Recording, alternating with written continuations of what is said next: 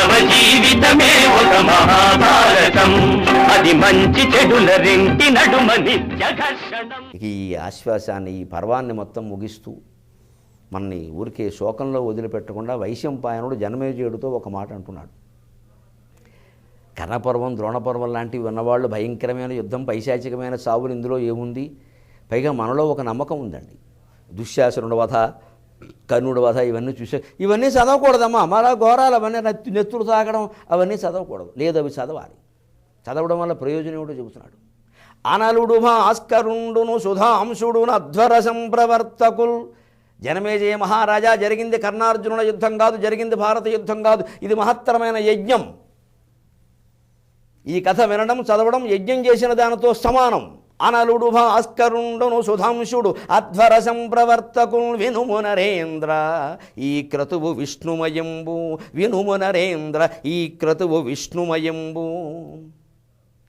ఇది నిర్వహించిరి అర్జునుడును కర్ణుడును సమర రూపమునందగా. ఇది నిర్వహించిరి అర్జునుడును కర్ణుడును సమర రూపమునన్. తగని ప్రబంధము ఇంపొనర పఠించినన్ వినిన, తగని ప్రబంధము ఇంపొనర పఠించినన్ వినిన వందునరుం చిరసౌఖ్య సంపదల్. అనలుడు, భాస్కరుడు, సుధాంశుడు, సూర్యుడు, చంద్రుడు, అగ్ని, ఈ మూడు యుద్ధాన్ని ప్రవర్తింపజేస్తారు. అధ్వర సంప్రవర్తు, యుద్ధం అనే యజ్ఞానికి ముగ్గురు కాంతిమంతులేగా. అందుకే కొందరు బాణాలు అగ్నిలా, కొందరు బాణాలు సూర్యకాంతిలా, కొందరు బాణాలు చంద్రకాంతిలా ఉంటాయి. ఏదైనా హాని చేస్తుంది, చేసే విధంగా. అగ్ని, సూర్యచంద్రులు, అగ్ని యుద్ధం అనే యజ్ఞానికి అధ్వర్యువు, హోత, ఉద్గాత, బ్రహ్మ లాంటి వాళ్ళు నాయన. నరేంద్ర విను, ఈ క్రతువు విష్ణుమయం. యుద్ధం అనేది యజ్ఞం, అది విష్ణుమయం. విష్ణు యజ్ఞమయ పుమాన్ అంటారు భాగవతంలో. విష్ణువు యజ్ఞమయ పుమాన్. అందుకని యజ్ఞం అంటే విష్ణువే, విష్ణువు అంటే యజ్ఞమే, విష్ణువు యజ్ఞప్రియుడు. అంటే ఇది విష్ణుమయం. ఇది నిర్వహించిరి అర్జునుడును కర్ణుడును. అర్జునుడు కర్ణుడు చేసింది యుద్ధం అనుకోవద్దు నాయన, ఇది యజ్ఞం. దీనికి సూర్యచంద్రుడు, అగ్ని ప్రవర్తకులు, విష్ణువు దీనికి అధిపతి. అంచేతను అర్జునుడును కర్ణుడు సమర రూపమునను. తగని ప్రబంధము ఇంపొనర పఠించినన్ వినన. దీన్ని చదివినప్పటికీ, నాలాంటి పుణ్యం చేసుకోవడం వల్ల నాలాంటి వాడు చెప్పినప్పటికీ, తల్లి దయవల్ల, పలుకులమ్మ దయవల్ల, నా భక్తి టీవీ వారి దయవల్ల నాకు దీన్ని చెప్పే అవకాశం వచ్చింది. అందువల్ల చెప్పినవారు, విన్నవారు అందరూ కూడా వందునరు చిరసౌఖ్య సంపదలు. ఇదే కర్ణుడు చెప్పాడు సరిగ్గా. ఈ పర్వానికి ఈ యజ్ఞం అనే మాట ఎందుకు చెబుతున్నాడు? కర్ణుడు ఇది ఊహించాడు తిరుపతి వెంకటకవుల పద్యంలో. అరయన్నేరని వాడగాను నేను కృష్ణ యుద్ధ యజ్ఞం బొగింజరుగున్. దానికి హోత అర్జునుడు సృక్సంపత్తి గాంధీవము అక్కురురాట్ సైన్యమదంబ ఆద్యమగు తక్కున్గల్గు సర్వము నేర్పరి వీవీ ఘటియంతువు అద్వేత్తవును అధ్వర్యుండవున్గావునన్. ఇది యజ్ఞం జరుగుతుంది, పాండవులు గెలుస్తారు నాకు తెలుసు అని కర్ణుడు చెప్పాడు. అంచేత కర్ణపర్వం ఒక మహాయజ్ఞం. దీన్ని వినడం గొప్ప పుణ్యం. దుశ్శాసన వధ సహా ఏ ఘట్టాన్ని చదవడం మానకండి, వినడం మానకండి. ఇందులో అపశకునాలు ఏమీ లేవు, అన్నీ శుభాలు జరుగుతాయి విన్నవాళ్ళ ఇంట్లో. మొహమాటమేలా. ఇన్నేళ్లుగా భారతాన్ని చెబుతున్న శుభాలే జరుగుతున్నాయి మా ఇంట్లో. భారతం మీద కొన్ని చెడ్డ మాటలు ఉన్నాయి. భారతం ఎవరు మొదలుపెట్టినా పూర్తి చేయలేరు. పొరపాటు మాట. వశశ్రీ గారు మొదలుపెట్టారు, పూర్తి చేశారు. నేను మొదలుపెట్టా, పూర్తి చేస్తా. అంచేత ఇటువంటి పిచ్చి నమ్మకాలు పక్కన పెట్టండి. భారతం గొప్పది, అది చదవాలి, వినాలి, నిరంతరం తెలుసుకోవాలి. దాన్ని మన శరీరంలో, ఒక రక్తంలో, మెదడులో ఒక భాగం చేసుకోవాలి. ఇక్కడే పరమాత్మ ఎవరిని కాపాడతాడంటే ఎంత విచిత్రమో చూడండి. దివిజేంద్రసుతుని చంపియు రవిసుతు రక్షించినావు రాముడవగుచున్. దివిజేంద్రసుతుని గాచియు రవిసుతు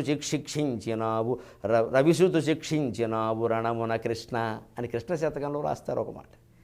రామావతారంలోనేమో వాలిని చంపి మరి సూర్యుడు కుమారుణ్ణి కాపాడి ఇంద్రుడు కుమారుణ్ణి చంపించావయ్యా రాముడివై. కృష్ణావతారంలోనేమో ఇంద్రుడు కుమారుణ్ణి కాపాడి సూర్యుడు కుమారుణ్ణి చంపించావయ్యా, ఏమనుకోవాలి? ఆ రుణం ఇప్పుడు తీర్చుకుందామనంటే లేదు, ధర్మం ప్రధానం. ఆ రామావతారంలో సుగ్రీవుడు ధర్మం, వారిది అధర్మం. అందుకని ఆయన సుగ్రీవుడిని కాపాడాడు. ఇక్కడ కృష్ణావతారంలో అర్జునుడు ధర్మం, దుర్యోధనుడు పక్షాన చేరిన కర్ణుడిది అధర్మం. అందుకని కృష్ణుడు భగవంతుడు అర్జునుడి పక్షాన చేరాడు. అంటే భగవంతుడు ధర్మపక్షంలో ఉంటాడు. సూర్యుడు, ఇంద్రుడు, వెంకమ్మ, పొల్లమ్మ ఆయనకి సంబంధం లేదు. కరణఫల పరిత్యాగ వ్రతోదాత్త చేత పరిణత సుఖభీట భ్రాజమాన నతాంఘో నిరసన చరణాబ్జోన్నిద్రతారాజమాన నిరవధి పరిణాక నిర్భరానందదేక. హరిహరనాథస్వామి నీకు అంకితం. కరణఫల పరిత్యాగ వ్రతోదాత్త చేత పరిణత సుఖపీఠభ్రాజమాన. పనులు చేస్తూ కూడా ఫలితాన్ని ఆశించకుండా ఆ కర్మలు పని చెయ్యడంలోనే ఆనందాన్ని పొందుతూ ఉంటారే మహాయోగులు. ఆ ఆనంద స్వరూపం నీవే. నతాంహో నిరసన చరణాబ్జోన్నిద్రత రాజమాన. నీకు నమస్కరించినటువంటి అంహస్సు అంటే అన్ని పాపాలని హరించగలిగినటువంటి పాద పద్మాలు కలిగిన వాడివి నీవే. నిరవధి పరిణాహ. నీకేమన్నా కొలత ఉందా? అప్రమేయుడివి, అచించుడివి. నీ పరిణాహానికి నిరవధి అవధి లేదు. నిర్భర ఆనందదేహ. నిర్భరమైనటువంటి ఆనంద శరీరమే నీది. ఇది శ్రీమదుభయ కవిమిత్ర కొమ్మనామాత్యపుత్ర బుధారాధన విరాజి తిక్కన సోమయాజి ప్రణీతంబైన శ్రీమదాంధ్ర మహాభారతంబునందు కర్ణ పర్వంబునందు తృతీయాశ్వాసంబును సర్వంబును సంపూర్ణము.